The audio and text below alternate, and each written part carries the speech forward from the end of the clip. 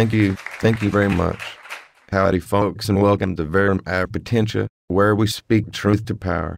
I'm your humble host, and the not-so-humble creator of this program's alter ego, your old Uncle Verum. Since this is my first show, and since I mean to speak my truth to everybody in power, I thought I should go ahead and address the folks on my side first.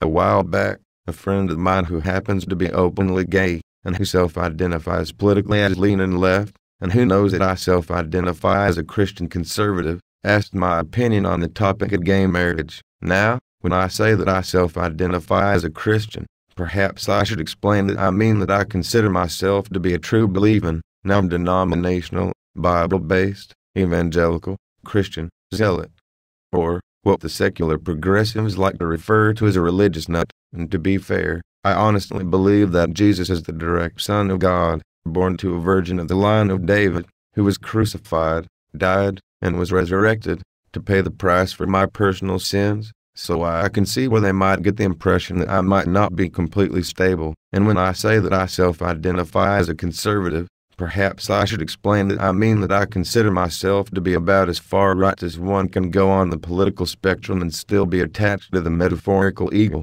I have a concealed pistol permit and more than one gun. I am a life member of the National Rifle Association, and in my youth I was a member of the Future Farmers of America.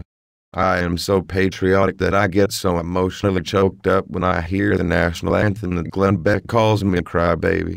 In other words, I am what the mainstream media likes to refer to as a conservative whack job.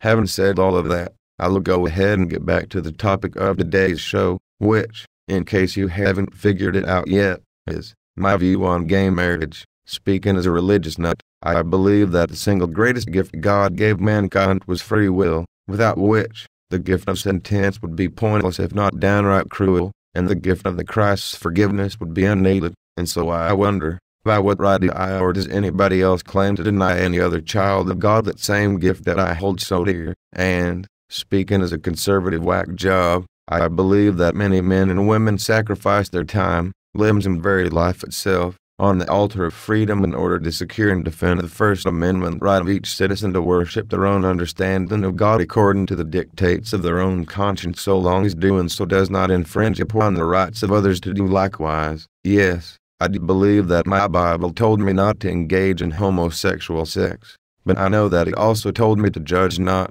lest I be judged by the same measure, to let him who is without sin cast the first stone, and that vengeance belongs exclusively to the Lord. Now you might not believe it, but I was more than a little bit wild as a youth, and so I would just as soon not be denied entry into my master's kingdom, based on my youthful indiscretions, because I decided that I would put myself in the Lord's place and pass in judgment over another, based on who they love and choose to sleep with. Politically, I agree with Thomas Jefferson, who said, "The legitimate powers of government extend to such acts only as are injurious to others." It does me no injury for my neighbor to say there are 20 gods, or no God. It neither picks my pocket, nor breaks my leg. I also agree with James Madison, who said, "The religion, then, of every man, must be left to the conviction and conscience of every man, and it is the right of every man to exercise it, as these may dictate." This right is, in its nature, an unalienable right.